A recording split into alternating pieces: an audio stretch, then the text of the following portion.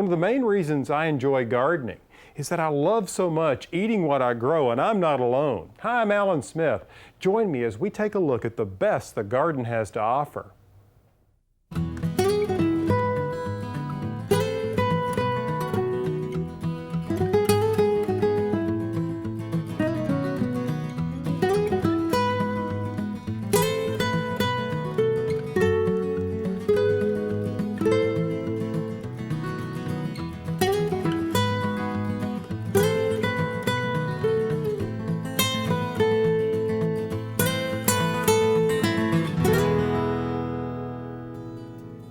Hi, I'm Alan Smith. You know, I derive so much enjoyment from gardening, but it's always a special treat when I can grow something in my own garden and bring it directly into the kitchen and eat it.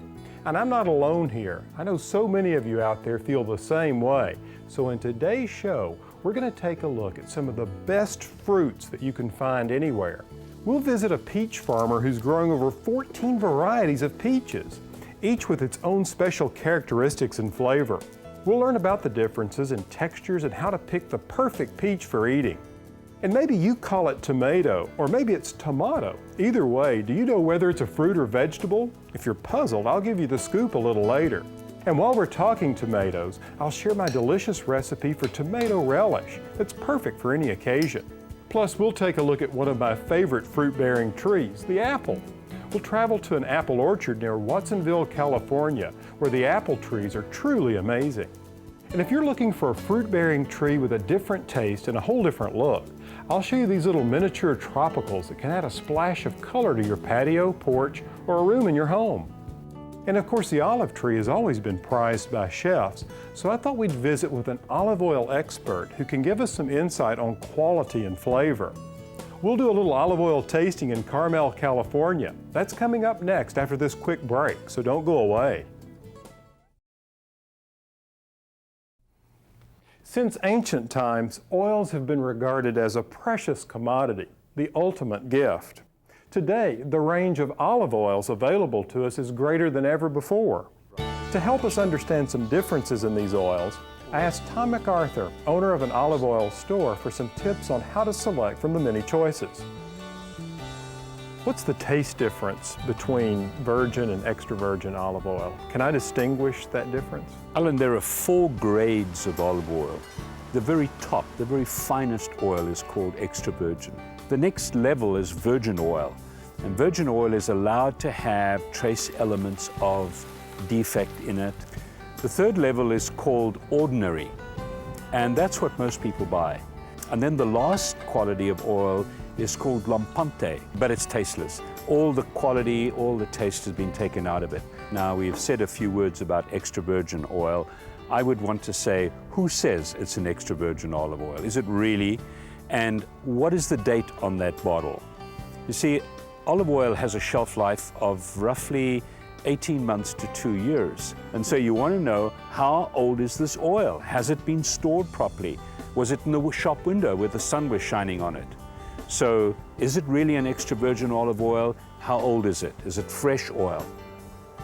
Olive oil has 3 primary styles: buttery, creamy oil, generally golden in color, produced from fully ripe olives. The second style is what we call fruity. From mid-ripe olives, the fruity taste has got a little bit of leaf to it, faint green. You can taste the Licino olive, the Pendolino olive. And then the third style is the more bold, herbaceous, peppery oil, the green oil. Green gold, if you like. Just a wonderful oil for people who've never tasted herbaceous oil. One of the questions we're often asked is, so how's California olive oil doing? California olive oil is doing superbly. It doesn't have a California taste. Olive oils don't understand national boundaries. And the quality of olive oil that we're producing in California is great. The only problem with California olive oil is the scarcity of olives. And that's been taken care of as more and more farmers see this as an alternative for their farming future. Now, one farmer who sees a future in olive oil came to California from his native Italy and brings with him the old world art of winemaking and olive growing. Alessio, how many olive trees have you planted here? Here we plant, say, 5,000 trees from Tuscany. That's quite an investment of time and labor. Like we say in Italy, you plant grapes for your son and olives for your grandson. Obviously, after putting 5,000 trees in, you figured out that this is a good area for growing olives. Yes, not along the coast or too close to the coast, but in general, say California has a good climate for olives. Like in Tuscany, you plant grapes, you plant olives, they goes well together. And I believe sooner or later, the people will buy olive oil by the label, by the producer, because they know that that producer is producing good olive oil. Coming up next, we'll take a bite out of the perfect peach, have a look at some of my favorite apple trees, and learn about a colorful little miniature orange tree called Calamondin orange. That's all after the break, so don't go away.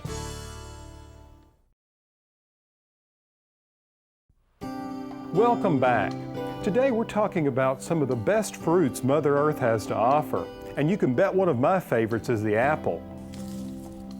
If you look down this long row of apple trees, you just might think that old Johnny Appleseed himself had been around here. This orchard is on the Gizdich Ranch near Watsonville, California, and they're in the middle of the apple harvest. Familiar names like Red Delicious, Fuji, McIntosh, Braeburn, Granny Smith, and Gala are grown here. Apples are truly amazing trees. Let me give you an example. This variety, a Gala, is only 8 years old, but this tree will produce over 3 bushels of apples this year. Now it'll reach maturity at 15 to 20 years, and at that time it'll produce 15 to 20 bushels of apples. Now some apples store or keep better than others. For instance, the pippins are great for this. They all do better if they're kept a little on the chilly side. Here at the ranch, they store them in huge coolers from the time they're harvested for up to 10 months, and they keep them at a constant 38 degrees. The great thing about apples is they can be kept for months without a loss of nutrient content or flavor. This is unlike potatoes and tomatoes. You see, refrigeration can change their quality.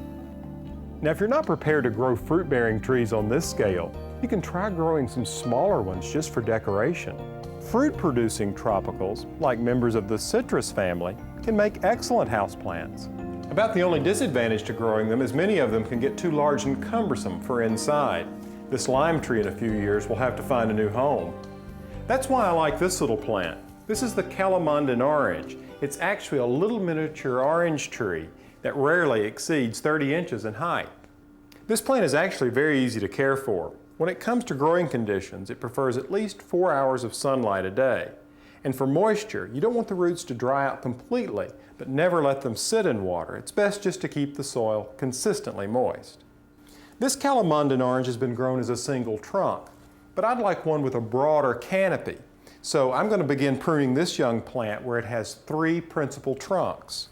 The way to do this is to simply choose the strongest trunks and remove all of the smaller secondary limbs from them, up to a certain height. As you can see, I've removed about 1/3 of the foliage from the bottom part of the plant. Now occasionally, Calamondin orange can have a problem with scale, mealybug, and spider mite. So I spray any infested plants thoroughly with an insecticidal soap. Between the blooms and the fruit, which can take almost a year to ripen, there always seems to be something interesting going on with this plant. Now another plant worth mentioning is the peach tree.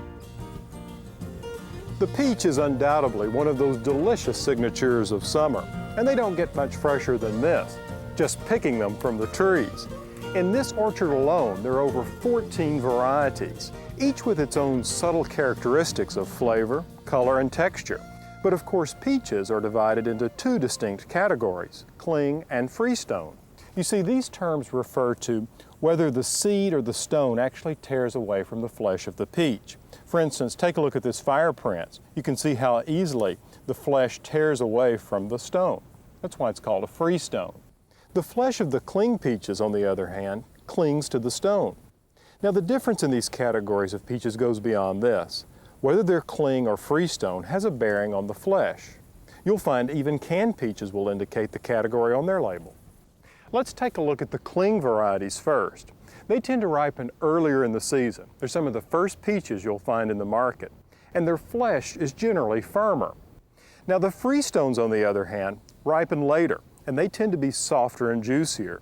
They're easy to use in cooking, and to peel and slice them is a snap. While most of the peaches we eat today are grown by large commercial growers, some small orchardists, like Larry and Pat High, offer 15 varieties of this delicious fruit throughout the season. The variety here is called Fire Prince, and you can see it's got a good load of peaches on it.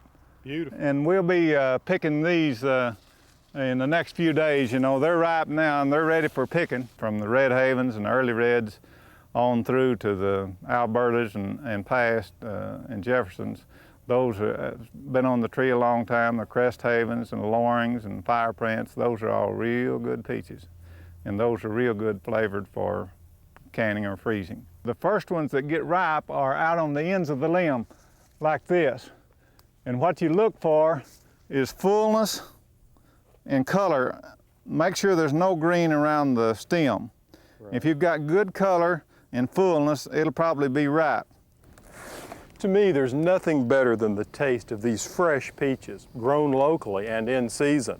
So remember to support your local farmers by purchasing their homegrown produce. Coming up next, I'll show you how to get creative with some of this fruit for some spectacular holiday decorations. So stay with us. Hi, I'm Alan Smith. Welcome back. In today's show, we're having a look at some of those things we love to grow, love to eat, and even just look at, like those stunningly beautiful Calamondin orange trees. We also savored some of those delicious fresh peaches. And wasn't it interesting to learn about the emerging olive oil industry in California? You know, we use the fruits that nature provides us in so many interesting ways. We certainly use them for foods, but also they're great for decorating our homes. Just take a look at a few of these arrangements that I created using fruit. This one involves apples stacked up to make a topiary. And this one, well, it wowed guests at a holiday dinner party. Let me show you how I put it together. Start by selecting fruit that will last, like traditional apples, pears, and lemons. And if you plan to attach these to garlands or wreaths, go for smaller fruit, the lesser grade. You see, this is usually less expensive anyway. And make sure you try some small clusters of grapes. They look great frosted. Now, if you plan to attach the fruit to greenery, you'll want to run a wire through them before starting the glazing process. I found using a green pipe cleaner works great. Dip the fruit into a medium-sized bowl of 6 to 8 egg whites. Let the excess drip off and then roll them in granular sugar. You'll need to set them aside to dry for a couple of hours. It's amazing how beautiful a large centerpiece of sugar-glazed fruit can look with just a little greenery, which you can frost the same way. Of course, it's much easier to use larger fruit if you're going to use it on the table this way. Now, after the holidays, you can take the fruit outside and hang it from the trees. What a great dessert for the birds. Let me explain how I'm getting these apples so shiny. It's really quite simple. I'm just using some of this cooking spray. You just spray a bit on and wipe them off gently like so, and then you get this glorious shine on the fruit. You know, all of these fruits and vegetables have their own histories. There's a certain lore associated with them. One of my favorite plants is the pomegranate. You see, pomegranates are intriguing to me because of their ancient origin and unique appearance. They look great whole or split in half. When the fruit has been cut, it will air dry quickly and hold up for a long time. And I like the fact that the inside of the fruit is a nice contrast to the smooth red skin of its exterior. Pomegranates have long been associated with fruitfulness, fertility, and abundance. In fact, the ancient Greeks believed that throwing a pomegranate to the ground and breaking it apart could predict one's fertility. The number of seeds that fell out indicated the number of children you would have. When it comes to holiday decorating, this fruit is hard to beat for attaching to wreaths and garland. I find it much better than apples and lemons, which seem to rot more quickly for me. Now, I have a lot of ideas for using fruit in decorating on my website. That's pallansmith.com. Check it out and add your own creative style. You may be surprised with what you come up with. Now, let's shift to this guy, the tomato. Have you gotten caught up in the debate as to whether it's a fruit or vegetable? I'll share the answer and my delicious recipe for tomato relish when we come back, so don't go away.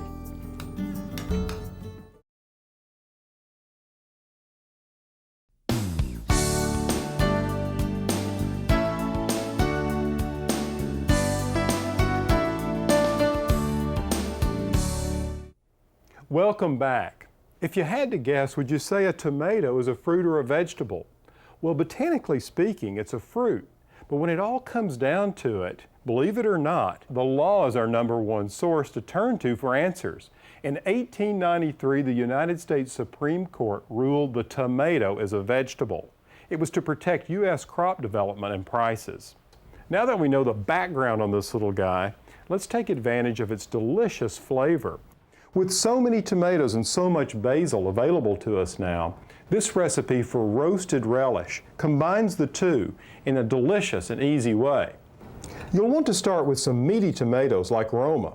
Any of the plum varieties will work. You see, the idea here is to have more meat than juice, and I'm going to use about 8 to 9 of these Roma tomatoes. I'm also going to add half a roasted red bell pepper.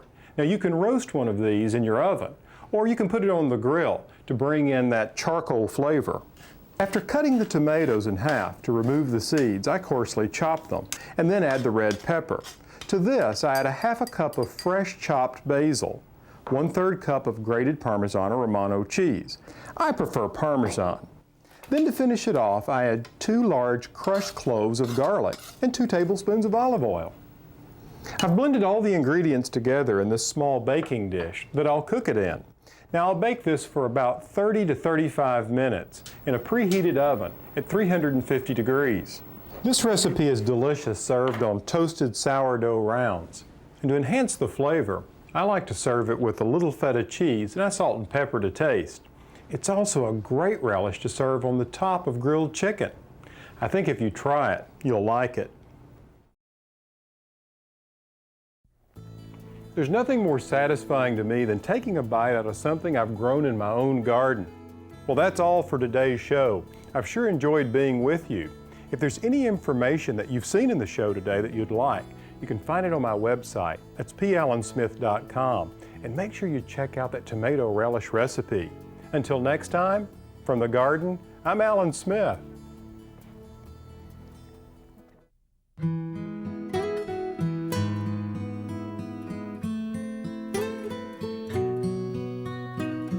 In this garden I dream of a bed of flowers. Bluebirds sing of the beauty all around us.